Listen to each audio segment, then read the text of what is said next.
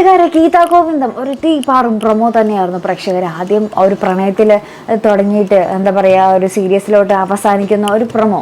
ആദ്യം പ്രണയം വേറൊന്നുമല്ല, നമ്മുടെ ഗോവിന്ദിനെ ആ ഒരു എന്താ പറയുക ഷവറിൻ്റെ അടിയിൽ നിർത്തി ആ ഒരു പറ്റയ്ക്ക് ഇറക്കുന്നൊരു രംഗമായിട്ട് നമുക്ക് കാണുവാൻ സാധിക്കാം. ഗീതവും ഗോവിന്ദും ഇങ്ങനെ വെള്ളത്തിൻ്റെ അടിയിലൊക്കെ കുറേ നേരം നിന്ന് കഴിയുമ്പോഴത്തേക്ക് ഇവരുടെ പറ്റയ്ക്ക് ഇറങ്ങുമ്പോൾ, നമ്മുടെ ഗോവിന്ദിൻ്റെ പറ്റയ്ക്ക് ഇറങ്ങിക്കഴിയുമ്പോൾ പിന്നെ ഒരു പ്രണയമാവും. പിന്നെ പരസ്പരം കണ്ണു നോക്കിയിരിക്കലും വെക്കുകയാണ് കേട്ടോ.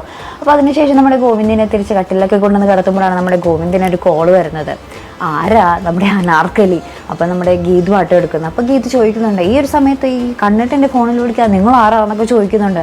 അപ്പോൾ അനാർക്കലി തിരിച്ചും ചോദിക്കുന്നുണ്ട്, നീ ആരാ? അപ്പം അവൾ പറയുന്ന നമ്മുടെ ഗീതു പറയുന്നുണ്ട്, ഞാൻ കണ്ണിട്ടെൻ്റെ ഭാര്യ.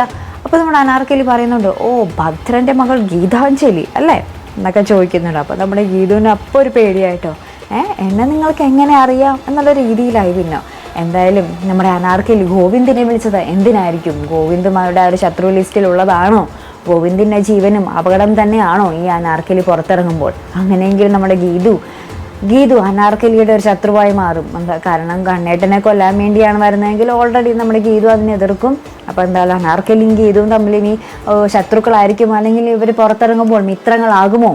അതേ പ്രേക്ഷകരെ നമുക്ക് കണ്ടു തന്നെ അറിയേണ്ടിയിരിക്കുന്നു. അപ്പോൾ ഇതുപോലുള്ള പ്രൊമോ റിവ്യൂസിനും എപ്പിസോഡ് റിവ്യൂസിനുമൊക്കെ നിങ്ങൾ മറക്കാതെ ചാനൽ സബ്സ്ക്രൈബ് ചെയ്യുക. അടുത്തൊരു വീഡിയോയുമായി വരുന്നത് വരയ്ക്കും ഗുഡ് ബൈ.